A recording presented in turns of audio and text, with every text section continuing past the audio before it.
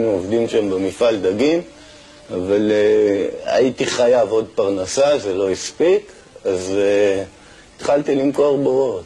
נתתי לחבר שלי בור מתנה, חבר שלי נורווגי.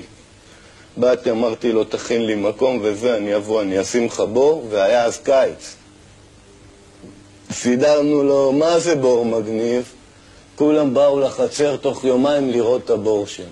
ראיתי כי טוב, התחלתי לקבל טלפונים כל יום, I want a bigger hole than my neighbor.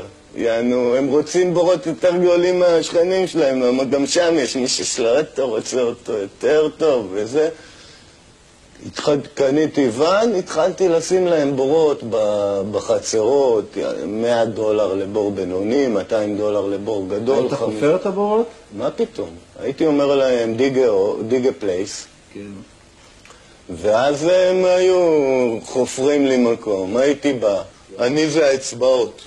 כן. אני בא, עוצר את האופניים, פותח את הבגז, שהיה לי בגז קטן לאופניים, מוציא את הבור, הולך ככה, ככה, ככה, ככה, ככה, נעמד על הקצה של המקום, שם את הבור. מה זה בור?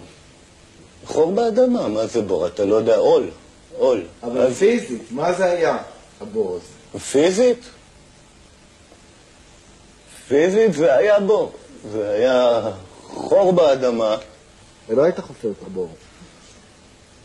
ואי אפשר לחפור בור. אתה יכול לחפור חור באדמה ואז אתה שם בו בור. ברגע שאתה חופר בור, אין טעם לקנות בורות, וכל העסק הולך לאיבוד, תבין. בבוקר שלמחרת, אחרי עוד